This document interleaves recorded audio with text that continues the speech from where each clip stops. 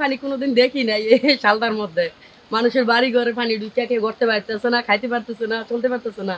এই শালদার বুকে আমার লাইফে কোনোদিন এরকম পানি দেখি নাই। মানে পানি বলতে এই হুমান পানি উঠে গেছে আর কি, একেবারে বুক হুমান পানি উঠে গেছে। মানে যত ফারতাছে খালি নৌকা 2-3টা মনে আছে, এগুলো দিয়ে আনতে আছে আর কি। আর সব বেশিরভাগ পানি চলে দেখি তো।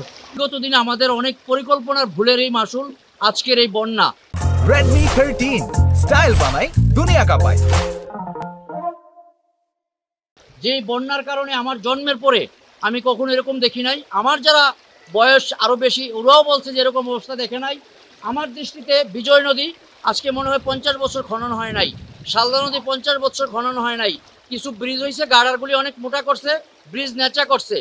উন্নয়নের জন্য রেলে ডবল ব্রিজ করা হয়েছে, কিন্তু ব্রিজের গার্ডার যতটুকু মোটা দরকার এর চেয়ে বেশি মোটা হয়েছে এবং পানি নিষ্কাশনের ব্যবস্থা না রাখার ফসল হলো আমাদের এই অবস্থা।